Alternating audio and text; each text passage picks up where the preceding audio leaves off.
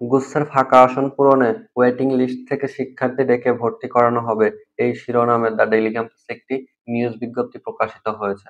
তো আসসালামু আলাইকুম, welcome to Hriday learning school. আজকের ভিডিওতে তোমাদের সাথে আলোচনা করব গুচ্ছের যে চূড়ান্ত ভর্তি শেষে যে ফাঁকা আসনগুলো রয়েছে, সেই ফাঁকা আসনের বিপরীতে তোমরা চান্স পাবে কি পাবে না, বা তোমাদের এখানে মাইগ্রেশন চলবে কি চলবে না, এ টু জেড আলোচনা করব। তো তোমরা যারা ভিডিওটি দেখছো, তোমাদের অনুরোধ প্রথম থেকে শেষ পর্যন্ত দেখার জন্য। তো দ্য ডেইলি ক্যাম্পাসে একটি বিজ্ঞপ্তি প্রকাশিত হয়েছে যে গুচ্ছের চূড়ান্ত ভর্তি শেষেও আসন ফাঁকা, যে সিদ্ধান্ত জানালেন আহ্বায়ক। তো চলুন দেখি বিস্তারিত।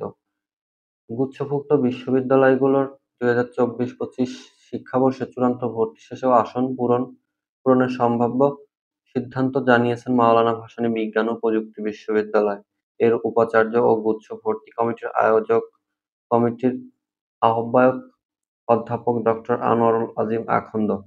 তিনি বলেছেন, মাইগ্রেশন বন্ধ রেখে অপেক্ষমান তালিকা থেকে মেধা অনুযায়ী শিক্ষার্থী ডেকে ভর্তি করানো হবে বলে জানিয়েছেন। ফাঁকা আসন পূরণে টেকনিক্যাল কমিটি ইতিমধ্যে কাজ শুরু করেছে এবং জানিয়ে অধ্যাপক ডক্টর মোহাম্মদ আনোয়ারুল আখন্দ বলেন, খুব শীঘ্রই গুচ্ছের ওয়েবসাইটে এ সংক্রান্ত বিস্তারিত তথ্য প্রকাশ করা হবে। তিনি আশা প্রকাশ করেন, 2-1 দিনের মধ্যেই কাজ শুরু হবে। অর্থাৎ তোমাদের যে গুচ্ছে ফাঁকা আসন রয়েছে, সেই ফাঁকা আসনে আর মাইগ্রেশন না হয়ে তোমাদের নতুন করে শিক্ষার্থী ভর্তি নেওয়া হবে। তোমরা যারা ওয়েটিং লিস্টে ছিলে, তোমাদেরকে ভর্তি নেওয়া হবে।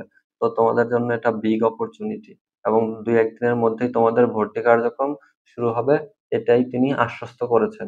এবং তিনি আলোচনায় বিশ্ববিদ্যালয় ভিত্তিক সাবজেক্ট বন্টনের বিষয়টিও গুরুত্ব পেয়েছে বলে তিনি জানান। তিনি আরও বলেন, মাইগ্রেশন বন্ধ রেখে অপেক্ষমান তালিকা থেকে মেধানুযায়ী শিক্ষার্থী ডেকে ভর্তি করানো হবে। এ সংক্রান্ত নোটিশ প্রকাশ করা হবে। যারা ভর্তি হতে ইচ্ছুক তাদের ভর্তি সম্পন্ন করতে হবে নির্ধারিত সময়ের মধ্যে।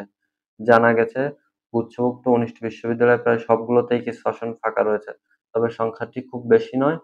তো তোমরা এখানে দেখতে পারলে যে তোমাদের বিশ্ববিদ্যালয় ভিত্তিক সাবজেক্ট বন্টনের বিষয়টি গুরুত্ব পেয়েছে।